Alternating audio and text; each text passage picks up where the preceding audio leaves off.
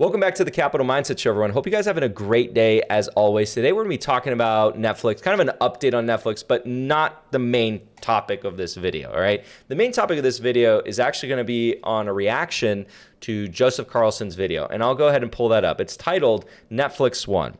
So the community actually asked me to react to this video. I'll give you a summary. I'm not going to play the video. You can watch the video if you want, but I'll give you a summary of this video. So he's talking, and at least a part of the Netflix, okay? He's talking about how basically, Netflix was a solid business and patting himself on the back essentially for the investment. As you can see there, and kudos, credit where credit is due, the positions are all listed here. You can see that he's up 3.87%, and I'll give him credit that he did not sell. Now, my kind of criticism here, and this is kind of stemming from an update to this video. It's a video titled, He Will Underperform, Joseph Carlson Portfolio Review, Episode 4. If you want me to do more portfolio reviews, let me know, and I'll kind of consider bringing back this series. It was a really fun series for me, but with time constraints, I don't have time to attack every single topic or every single video, but these videos are fun for me. We do so in a constructive criticism light, you could say, but some people get really offended if you criticize their portfolios, and also the fans of these people. So you can go to this video and actually check the comments and then see how it's aged, I guess. But I still stand by this. So in summary, I think that the points I still have in this video stand true to today. He can outperform in the short term. I feel like that's extremely possible. And also I'm a little bit biased in saying that because if you actually see his portfolio there, it's not too dissimilar from mine. Of course, what the main differences are is what prices did you buy the asset at? Well, what was my Netflix accumulation period? Far lower than his. And so my net return on Netflix is about 125% on any given day, depending on when you're watching this video. And then same with Amazon. I'm up significantly on Amazon. Alphabet, I don't count that because it's been in my portfolio for a very long time. And by the way, if you guys were wondering, I'm going to share with you guys the portfolio performance, and especially for the previous year, right? Because that's where I echoed my criticisms. And he shows his portfolio performance. He is currently down and underperforming the market from a longer period of time. And I think that's going to continue to occur. But I think I deserve, or you guys deserve to see mine. I've showed this in the past, showed this in live streams. And even in the live streams, you guys asked me, hey, can you compare it to that index or that index? So I'm going to be comparing it to the S&P 500. The NASDAQ is down even lower than the S&P 500 over the time period of 2022.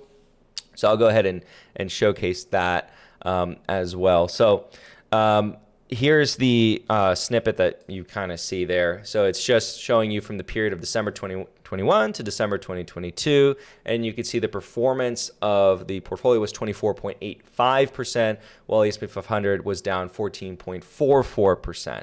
So essentially, we skipped the bear market. And you don't see the dollar figures there, but I'll also show you guys, and this is something I think I've shown on YouTube maybe a couple times, but the holding company portfolio, which is something that the gold members in the Discord get access to.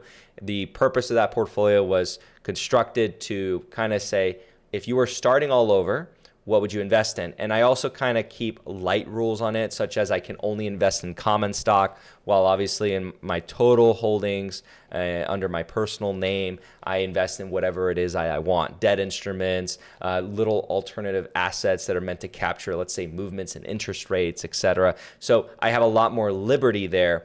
I have a soft rule because I could change that at any point, because my main goal always is to produce money from my investments. I know it's like crazy. A guy who makes videos for fun on finance and investing topics actually cares more about making money from their investing than the videos themselves.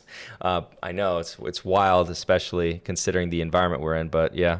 Okay, so this is the holding company portfolio. So I'm not showing the dollar figures because that's something that's only for the members to see. And then they get to see all the allocations, the dollar figures, and then the monthly contributions that go in. So the performance was actually lower than the I guess the personal holdings because for for the most part, and I can attribute it basically to the fact that I'm only investing in common stock and nothing else. I don't even do option strategies in here, which I don't advocate for. And when you see my updates here on YouTube, you notice that I only show common stock positions. That's out of an abundance of responsibility, because I know that no matter how much I say, no one should copy me. There's going to be people that do. And I think that I've cultivated a strong community in the capital mindset community of non-copiers. Okay. And I'm proud of that. And I want independent thinkers. And I want people to say, I am a source maybe of some sort of inspiration, but that you develop your own mindset, you discuss with other members. That was the whole purpose of the community and the club itself, which I am very proud and I'm trying to keep protected. Okay, so that's where I'm coming from, and you can see that, and you know what, we can have a little bit of fun here and kind of show the year-to-date performance, because it's still been pretty crazy. 45.91% year-to-date. We can do the 1 year, 68.03% versus the 13.13% on the NASDAQ. So yeah, we can have fun with that, I guess. So you can see where I'm coming from to the table. It's like I'm echoing my criticism, and I feel like I deserve or can echo the criticism. You might disagree on that, but you let me know down in the comments section below. So I stand by the point that he will continue to underperform. That's probably like one of the easiest predictions someone can make. Most people will underperform the market. I could underperform the market. I am more likely to underperform the market just because I outperformed in recent history. That places a bias on me to continue to do what I've been doing. But I could just be wrong, and I could underperform, and that could be a big mistake to go individual stocks and not have broadly diversified index funds in my portfolio, which is why I recommend all of you do that, even though I don't follow my own advice. That's going to maybe bite me in the butt. We'll find out. Okay, so I have this video actually showing you here. Are you still watching? I know I was really bad with titles back then, but this video is actually showcasing the opinion that we had on Netflix back in the day. And it wasn't positive, okay? So keep in mind, look at the price, $539.85. It was not a positive opinion. I'm spoiling what the conclusion was, but it's all about the entry point. And if you go back to Joseph's videos, he was very positive around this price. He has a video talking about how it's going to go to $900 a share. And then, so it's not, this is to dispel the idea that, oh, hindsight's 2020, you're saying that now. No. In 1 year ago, and you see only got 353 views, really tiny channel back then. Here. So what's the date here? So that's January 14, 2022. Okay. Look at the date. Okay. And at that point, okay, we were discussing that price, even after that fall, by the way, look at that fall. Okay. Hindsight, we know now that it would get to $170 a share, right, around there. So it kept falling even at that price point. Not attractive. Okay, and then now this video, I highly recommend you watch if you want a case study on kind of the analysis that I took on with Netflix. This is not timely to today. Unfortunately, if you haven't invested in Netflix, you have missed the boat to have the same opportunity I did. Okay, and I want to be very careful saying that, because I don't want to establish some sort of like narrative that every time I have an idea, you should, again, be following me. No, don't do that at all. I'm just sharing my opinion there. And you have to develop your own opinion. Okay, I do not want you to rely on my opinion to invest in something. In fact, I encourage you to tell me why I'm wrong, because again, we're going back to that. I am motivated to make money from my portfolio. So if you can tell me why I'm wrong and save me money, I will be greatly appreciative to that, okay? So please, again, tell me why I'm wrong in comment sections. I really value that. All right, but anyways, you can watch this video. It's an hour long. It goes over why I was bullish on Netflix. It's an hour of free content. All you got to do is watch advertisements in the worst case scenario. And yeah, you get all my thoughts on it, and hopefully it helps you, etc. So now if you're watching it, it's a case study at best, okay? In hindsight, this was a very attractive opportunity, and if you recall, if you've been part of the community for quite some time, you know that I faced a little bit of pushback, and that kind of showed me where retail was at, where were other investors at. Everyone was negative, and I love those setups, right? I think retail it's very common, and it's going to keep happening that, they like to look at stocks that went up a lot, and they'll buy those things. Right now, if you ask around and you throw a rock and you ask retail, what's a stock that everyone should have in their portfolio? You'll get Microsoft a lot. And I mean, I should do a video on Microsoft and share my opinions there, but the setup is just not good. So for attractive returns, you're looking at okay returns, maybe, but very attractive returns, very good risk-adjusted rates of return, it's not present in some of these stocks. I also want to, not to go too much on a tirade here, but I'll present this opportunity, so to speak, to update everyone because it's kind of stale at this point, the PayPal video. I have a position in PayPal.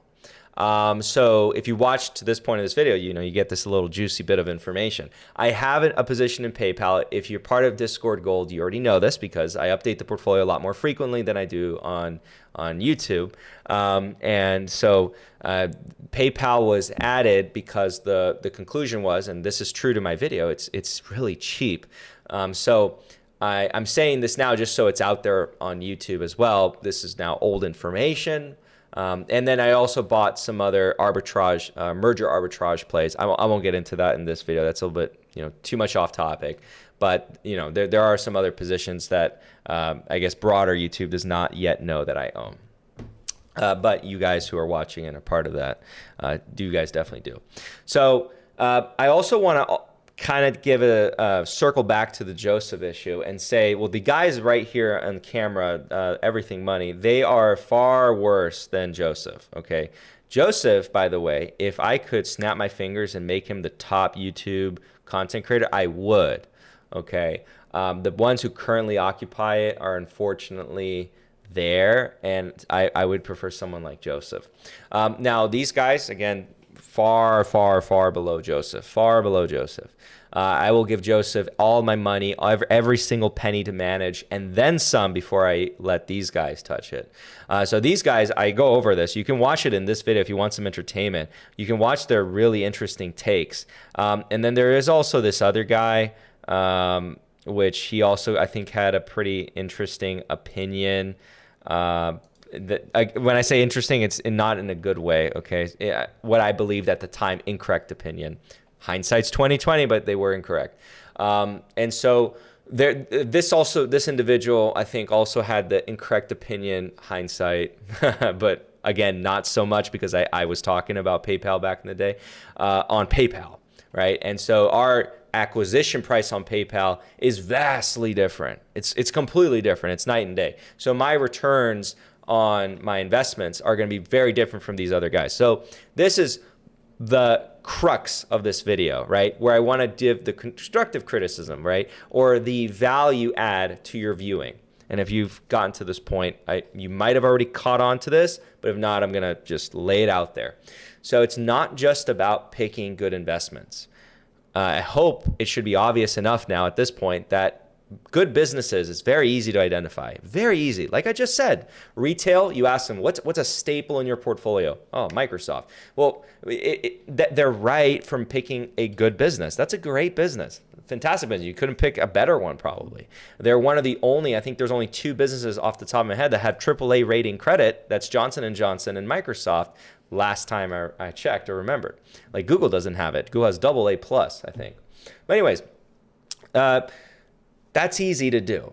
The hard part, the really hard part is allocation percentage and acquisition price. Picking the timing as to when the opportunity presents itself.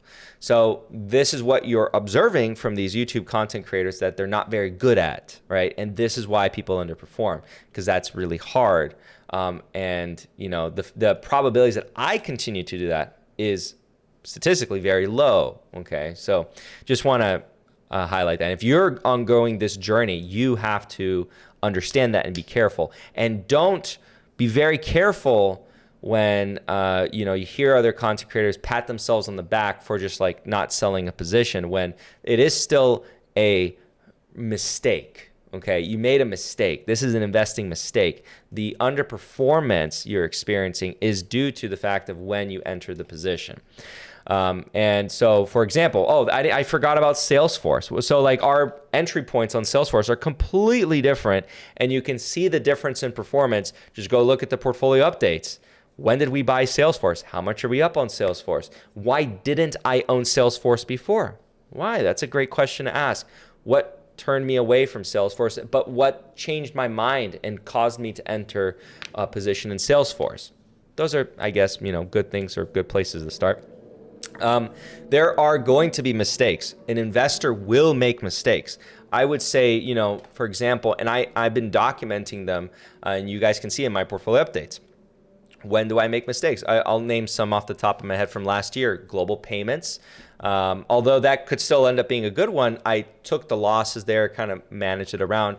Allocation percentage really helped out in terms of really mitigating that. It wasn't a big position. Let me think of another one. I think Rio Tinto didn't do very well. I think it was flat relatively. I know that the second entry, so we sold Gazprom for a very high profit. Once the Russian war broke out, it crashed. I bought some more Gazprom with the gains that I had, so I just basically lost some of my gains, which is unfortunate. Still, money is money. But that one didn't turn out very well. Trying to think. You go to the fund positions or the speculative positions, Overstock, we didn't do well on that one. Trying to think of the fund stocks I don't count because they're the fund stocks, but you have BurgerFi, which is probably going to go bankrupt, and GLSI I think is the other one that's also probably going to very speculative but fun more so. And I'm trying to think of the other ones. There's probably definitely a couple more in there. You can just go to the past investments, and by the way, when you go to that part of the sheet, you go to past investments.